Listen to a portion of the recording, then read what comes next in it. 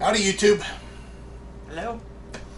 Welcome to our kitchen and our beautiful rockwood. And I'm going to have a cooking show.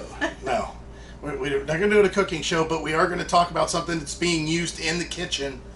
And this might be the hint, but this isn't it. What have you been up to? I've been riding on a daydream. You guys know that we've been on the road now for a couple of years. At least in the RV a couple of years. Year and a half. Yeah, a year and a half we've been on the road. But I don't know if we've mentioned it before, or I'm sure we have. I eat so much ice. I drink a lot of water. There's our cups here, which are inappropriate at this time. It says Cleveland Indians instead of Cleveland Guardians. Those cups get filled with ice and water at least 5 times a day. So we bought an ice maker when we hit the road because we always had an ice maker at home. The ice maker that we had, this one here, this is the second one we've had. It's done okay. The first one had sort of a buildup that started in it, and we're not sure why, because we have heavily filtered water. We always have heavily filtered water. A lot of times the water that goes in here is reverse osmosis water that comes from one of those water dispensers, and yet we got some sort of a buildup in here. But we've dealt with it all this time, and this has done us pretty well, except just recently, and this should be a telltale sign. I don't know if you can tell, but there's a towel underneath here, and that's because the reservoir, for whatever reason, something inside here started leaking. Just so happened that we were contacted by a company and wanted us to check out their new ice maker. Well, guess what? Oh yeah, definitely. So let's get out their ice maker. Let's talk about it, because everything about it so far, I love it. This is the company. It's NewAir, and they have quite a few different ice makers, but this one's the Nugget Ice Maker. It says 44-pound countertop. You can see the size of the box, and you can imagine that the ice maker is definitely bigger than the one we had. This one makes 44 pounds of ice a day. Within about 10 minutes, it starts making ice. Not only that, but it has a self-cleaning feature. Yeah, the problem we had with the old ice maker was it was always kind of smelly. So they recommended that you use vinegar to clean it, which I did all the time. I'd run several times with vinegar and water and dump it out and clean it and wipe it out, but it always had this distinct smell. It wasn't moldy. It's like old pool water or something. Yeah. It was really odd.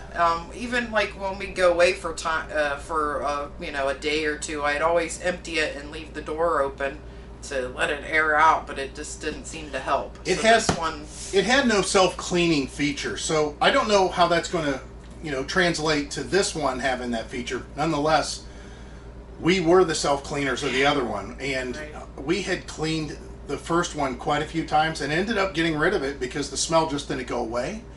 And then this one here was kind of getting that way also. So we're going to go ahead and open this up, see what it looks like.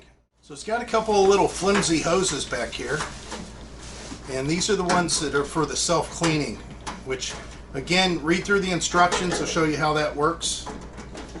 And let's give you a front view of what it looks like, because looky there. It's fancy. It's fancy. We're not very fancy people, but we got a fancy ice maker. Oh yeah. So let's pull this out. Is it taped on that side? There we go. Whoa. All right, so it comes with a pretty generous ice scoop, and you can see the front here. This is probably going to be some sort of a base tray. All right, we got it out. We don't know what all this fancy stuff is. Let us read about it. We'll come back and tell you all about it. Got my head cut off here a little bit, but that's okay. We want to show this product. The part, you know, this piece here, it just slides in front. There's a couple of legs, rubber legs that are feet, I should say, that kind of go in between here. This is just a drip tray. That's all that is. So if you have a surface that you're concerned about water maybe getting on whenever you pull the bucket out, that's what this is for. As far as the bucket itself, you can see it's pretty big. It's much bigger than the little basket that we had. There's a nice blue light that comes on, which will show you that. Their instructions say that if you receive this, you should leave it stand upright without plugging it in for 1 hour. It does have a compressor. This is a little refrigerator, essentially, basically a little freezer. Just don't jump into it and plug it in and go, ooh, this is nice. Okay, they also talk about cleaning it. So Heidi has already taken a warm washcloth. She's wiped out the bucket, the whole inside. There's a water reservoir. And what you do is this comes out, you pour the water in. You're going to take a jug and you're just going to pour the water in. Not a big deal. Just make sure you do not go over the maximum level, which is indicated inside here. Be aware that whenever it does make ice, it's refrigerated only so much. This isn't a refrigerator, and this is a refrigerator door, but it does keep it cool. And I'm assuming that it keeps a little bit cool, or more cool, than the old one, because the old one really didn't have, it always had water running through it. Let's show you the back side here. We'll move this tray, and I'll turn this around. And the reason I want to show you the back side, which is the heavier side, which is nice, in case you have it close to an edge of a countertop or something, it's not going to come off necessarily if you're up on the edge. This is what they call the drain pipe in the instructions. This is where you do all your draining. This is just a plug. You can see that it doesn't take any tools to take it off, but this is the plug to allow you to drain the water out for its self-cleaning function. And it just goes up here. So be aware wherever you're going to have this mounted or setting on a countertop, you do have to have clearance, 6 inches. They want 6 inches minimum. We're talking amp wise. I think this is about 2.7 amps. So 2.7 amp, not a big deal. We're not going to be running this necessarily off of our solar if we're boondocking in the desert or something. We could. Our inverter would handle this, but that's not what it's for. This is more for what we have kind of graduated into, and that's staying at campgrounds and kind of glamping a little bit. So the next step on this, by far, for sure, is for us to go ahead and put this thing to the test to see what it's like. Okay, so the first cup of little cubes, this is iced tea that we have here, and this crushed ice is, look at it. It is so perfect. They're just little tiny squares. I can't wait to get into it. Just to give you an idea, this is advertised as having ice being developed in the first 10 minutes. It was a little bit longer than 10 minutes. I think a lot of that had to do with the ambient air temperature inside the RV. We didn't have the air running, and it was like 78 degrees. You could see there's a little bit of condensation on inside here, inside the bucket. That's from the cold, because this was filled to ice up to that level right there. And then it also has a light on it. I don't know, you can turn the light on or off, but I think the light looks kind of cool. Speaking, no pun intended, but the one thing that, let's see, a disadvantage, the scoop itself, it's just too big. It's a little too long. You can't really get it in there and under the ice and back up. Now, if the ice was closer to the top, that'd be a little bit different story. Let me show you what I was talking about here. So, if the ice is up here, that's fine. But I was coming down here to get ice, and I just couldn't really get it out. The handle's in the way. But yeah, if the ice is up here, I don't see as much a problem. It's very quiet, considering that this thing is definitely twice as big as this one, and this one is running currently. This fan is just pumping air out. I thought it was a pusher. I thought it was going to push air in, and I was concerned because then that means the heat would have had to escape back here and back here. Instead, it's pulling in air. So there's no surfaces being warmed by the hot air except for what's out here. And again, not very noisy at all. I like the way that it looks. It's a very pleasant look as far as the case, and you can see the size. When we're traveling with this, we haven't quite figured out what we're going to do. We think we might clear out a spot inside the pantry and maybe put it on the floor inside the pantry. It would be nice if I could secure it to the countertop back here, if there was some way to secure it, and hold it down.